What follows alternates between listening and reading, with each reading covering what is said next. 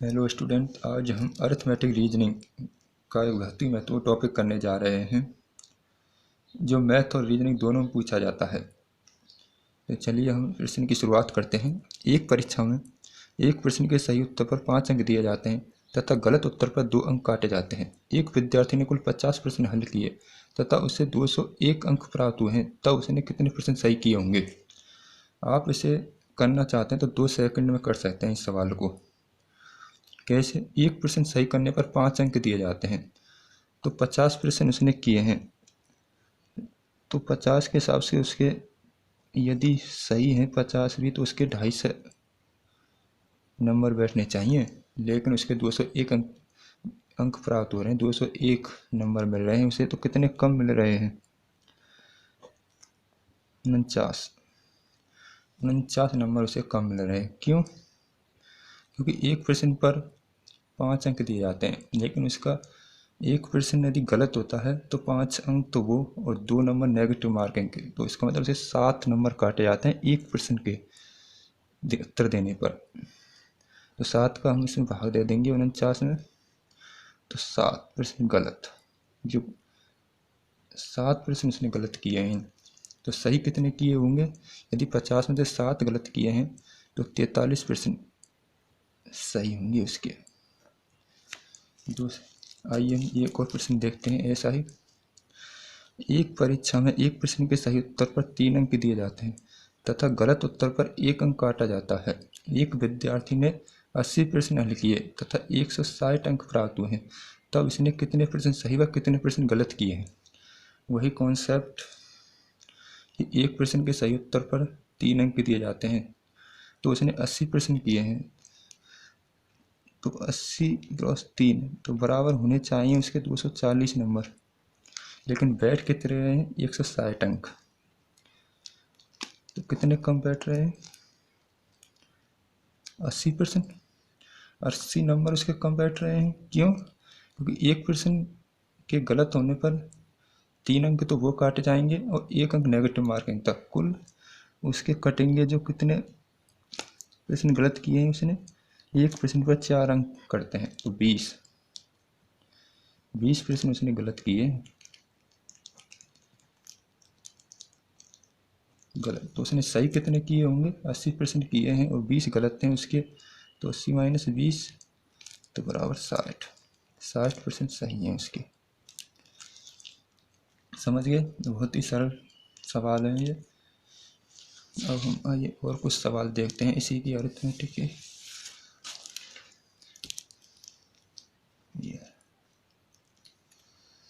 एक चिड़ियाघर में कुछ हाथी एवं मोर हैं। यदि इनके सिरों को गिना जाए तो 60 हैं, यदि इनके पैरों को गिना जाए तो 150 हैं, तब यहाँ हाथियों की संख्या कितनी है? यदि आप इसे करना चाहें तो 2 सेकंड में। कैसे? कॉन्सेप्ट ये कहता है कि हमें पहले तो दोनों हाथी और मोरों के 2-2 पैर ले लेने हैं, 2-2 पैर कॉमन ले लेने हैं। तो 60 सिर तो समान ही होते हैं, तो 60 गुणा 2 पैर यहाँ हाथी के लिए हैं, 2 मोर के लिए, तो 120 पैर हो गए। 120 पैर, लेकिन बैठ कितने रहे? 150। तो ये 150 गिनने पर 150 बैठ रहे हैं, लेकिन बैठ कुल 120 पैर हैं। यदि हम 150 में से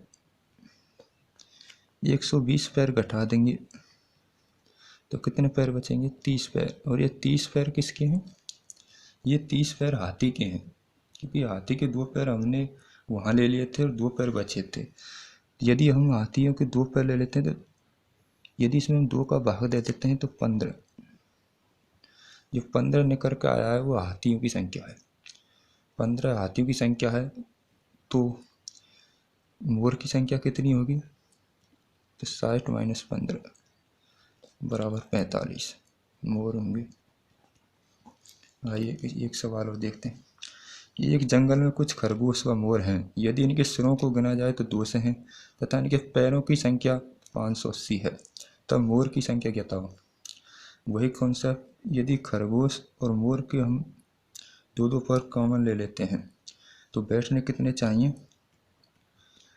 तो बराबर 400, लेकिन बैठ कितने? 580, कितने अधिक? 580 180। 180 ज़्यादा बैठ रहे हैं तो 180 ये किसके हैं? खरगोश के होंगे, क्योंकि 2 पैर बचे हुए हैं उसके, तो 2 को हम इसका भाग दे देंगे। तो 90, 90 किसके आ गए? 90 क्या है? खरगोश। और फिर बचे हुए कितने हैं? 110। 110 क्या है?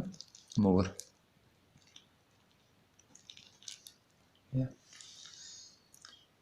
आइए हम कुछ और सवाल देखते हैं।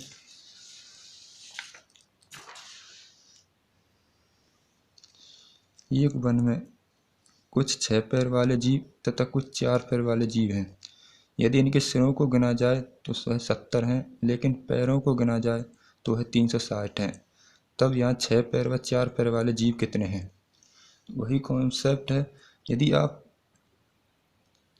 छोटे जीव वाले 4 पैर हैं, यदि हम 4 पैर यहाँ से ले लें, 4 यहाँ से ले लें कॉमन, तो 70 क्रॉस 4, क्योंकि सिर में हम न्यू गुणा करें, क्योंकि सिर कॉमन है। सिर तो उसका एक ही होता है और इसका भी एक ही होता है, तो 4 का गुणा कर देंगे तो 4 सत्ते 28, 280। लेकिन बैठ कितने हैं? 360। कितने अधिक हैं? 360 माइनस 280, 0 16 तो 8। ये कौन निकल कर आए हैं? लेकिन ये जो 80 पैर एक्स्ट्रा आए हैं, ये कौन के हैं? जो 6 पैर जीव वाले हैं। 4 हमने वहाँ पर ले लिए, बचे के 2 पैर, तो 2 का हम यहाँ भाग दे देंगे। तो 40। 40 क्या है? 6 पैर वाले। 6 पैर वाले 40 हैं, तो बचे के 30। 70 में तो 40, 30, तो 30 के 4 पैर वाले। बहुत ही सरल सवाल होते हैं ये। एक पार्किंग वाली जगह पर 6 पहिया एक 2 पहिया वाली गाड़ी पार्किंग में है। यदि वाहनों की संख्या 100 है तथा इनके पहियों की संख्या 300 है, तब यहाँ 6 पहिया वाहन कितने हैं? यदि हम इसमें सबसे छोटी बात देखना है हमें कॉमन, तो 2 यदि हम यहाँ से लेते हैं 2 पहिया और 2 पहिया यहाँ से लेते हैं कॉमन, तो कितने होने चाहिए? 100 गुणा 2 बराबर 200। लेकिन बैठ कितने रहे हैं? पहियों की संख्या 300। कितना अधिक बैठ रहा है? तो 300 माइनस 200 तो बराबर 100 पैर। 100 पैर एक्स्ट्रा हैं, और ये एक्स्ट्रा पैर हैं यही जो बचे हुए हैं उसी के हैं। तो 6 सॉरी यहाँ पहिया है, पहिया तो बचे के हैं 2 हमने वहाँ कॉमन ले लिया 6 में से, तो बचे के 4 पहिया, तो 4 का हम यहाँ भाग दे देंगे तो 25। जो 25 पहिया निकल के आए वो 6 पहिया वाहन है। 25 वाहन जो निकल कर आए वो 6 पहिया वाहन के हैं। तो 2 पहिया वाहनों के कितने होंगे फिर? 100 में से 25 घटा देंगे तो बराबर 75। 75 2 पहिया वाहन है। ठीक है, और कुछ सवाल देखते हैं हम। एक सम्मेलन की समाप्ति पर सभी 8 लोग एक दूसरे से हाथ मिलाते हैं, तब यहाँ कुल कितने हाथ मिलाए गए? ऐसे सवाल आपने खूब किए होंगे, लेकिन यहाँ एक बात तुम्हें याद रखनी है। जब दो व्यक्ति मिलकर एक काम करते हैं तो सूत्र लगता है n कोष्टक n-1 अपॉन 2। और यदि 2 व्यक्ति मिलकर जब अलग अलग काम करते हैं तो सूत्र लगता है n कोष्टक n-1। इस बात को हमेशा ध्यान रखना। हम इस सूत्र को कहाँ कहाँ लगा सकते हैं? जब 2 व्यक्ति आपस में हाथ मिलाते हैं तब लगा सकते हैं। जब 2 पारी आपस में मैच खेलती हैं तब वहाँ लगा सकते हैं।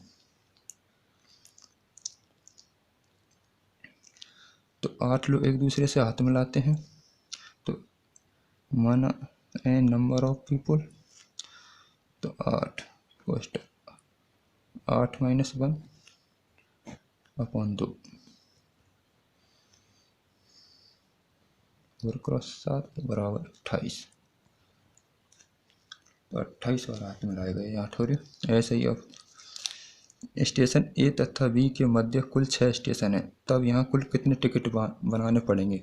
टिकट बनाने का मतलब है यदि आप दो व्यक्ति हैं यहाँ, यदि कोई ये पहला व्यक्ति टिकट देता है तो आप उसके बदले पैसे देते हैं, तो दो काम हो रहे हैं दो व्यक्तियों के द्वारा, इसलिए हम यहाँ n को n माइनस वन वाले सूत्र लगाएंगे। तो दो स्टेशन ए और बी और इनके मध्य में कितने स्टेशन हैं? 6। तो कुल कितने स्टेशन हो गए? 6 और 2 8, तो 8 कोष्टक 8 माइनस 1 तो बराबर 56 टिकट बांटने पड़ेंगे। स्टेशन ए तथा बी के मध्य 8 स्टेशन हैं। यदि 4 नए स्टेशन और जोड़े जाएं तब नए टिकट कितने जारी करने पड़ेंगे? पहले हमें ए और बी स्टेशन है, उनके मध्य में कितने हैं? 8, तो कुल कितने हैं? 10 कोष्टक 10 माइनस 1 कितना हो गया? 10 प्लस 9 तो बराबर 90। लेकिन यहाँ एक शर्त है, यहाँ 4 नए स्टेशन और जोड़े जाएं, 4 नए और जोड़े जा रहे हैं, तो 10 तो ये पहले से ही हैं, 4 और जोड़े जा रहे हैं तो 14 होंगे, तो 14 कोष्टक 14 माइनस 1 तो 14 गुणा 13 कितने हो गए? 14 3 42 2 को 14 और 4 18। तो टिकट तब नए टिकट कितने जारी करने पड़ेंगे? पुराने टिकट 90 हैं, टोटल 182 हैं, तो नए टिकट 182 माइनस 90 दिन में टिकट नए जारी करने पड़ेंगे। समझ गए? आइए कुछ और सवाल देखते हैं। ये फेवरेट सवाल है किसी भी एग्जामिनर का, क्योंकि ये सवाल अक्सर तुमने देखा होगा और ये यूपीएससी में पूछा गया है। एक लिफ्ट में 18 वयस्क या 30 बच्चों को ले जाने की क्षमता है। एक लिफ्ट में 12 वयस्कों के साथ कितने बच्चे आ सकते हैं? ये इसमें यदि कॉन्सेप्ट क्लियर नहीं है इस सवाल को तो आप नहीं कर पाएंगे। तो 18 वयस्क 18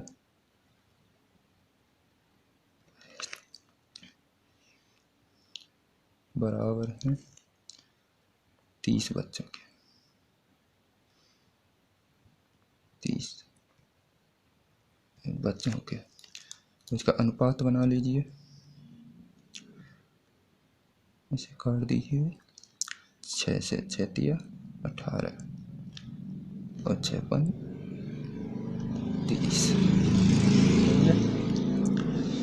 यदि 12 वयस्क के साथ कितने बच्चे आ सकते हैं? तो 12 तो वहाँ ऑलरेडी हैं, ये ही बात समझनी है आपको, क्योंकि लिफ्ट में 12 ऑलरेडी हैं वहाँ पर वयस्क, 12 वयस्क ऑलरेडी बस लिफ्ट में हैं, तो बच्चे के कुल 18 हैं, तो बच्चे के 6।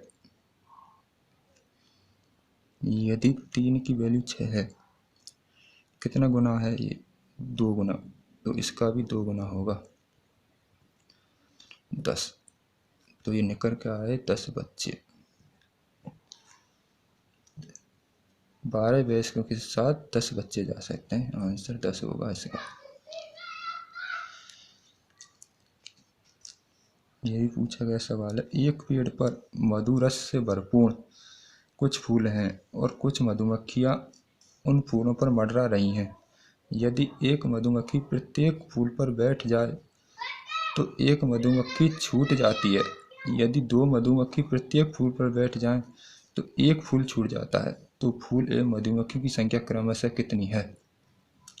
यदि आप इस सवाल को समझ जाएंगे तो इसका प्रश्न आप हल कर पाएंगे। पहले मैं इसे समझा देता हूँ आपके लिए, फिर मैं इसे ऑप्शन से करके बताऊँगा इस सवाल को।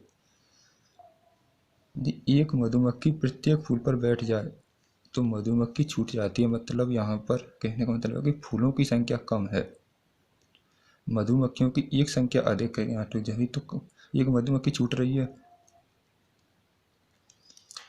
और 2 मधुमक्खी प्रत्येक फूल पर बैठ जाएं, तो यहाँ कहने का मतलब है कि मधुमक्खियों की संख्या आधी है और फूलों की संख्या एक अधिक है। कि इस सवाल का मतलब ये है। तो आप समझ गए होंगे इस कॉन्सेप्ट को। तो हम पहले ऑप्शन को लेते हैं। यहाँ पर 2 यदि फूल हैं और 4 मधुमक्खी, पहला ऑप्शन लेते हैं। 2 फूल हैं और 4 मधुमक्खी हैं। यदि एक मधुमक्खी प्रत्येक फूल पर बैठ जाए, यदि मैं इसमें से एक मधुमक्खी को बैठा देता हूँ एक एक, तो एक मधुमक्खी छूट जाती है, लेकिन यहाँ 2 मधुमक्खी छूट रही हैं, मतलब ये नहीं हो सकता। बी ऑप्शन को देते हैं। 3 फूल हैं 2 मधुमक्खी, यदि एक मधुमक्खी को प्रत्येक को बैठा दूँ तो एक फूल छूट रहा है यहाँ पर, तो ये ऑप्शन भी नहीं हो सकता। यदि सी 3 फूल हैं और 4 मधुमक्खी हैं, तो अब मैं यहाँ बैठा रहता हूँ, प्रत्येक फूल पर एक एक मधुमक्खी बैठा दी और एक मधुमक्खी छूट गई यहाँ पर, तो पहली कंडीशन यहाँ लग रही है।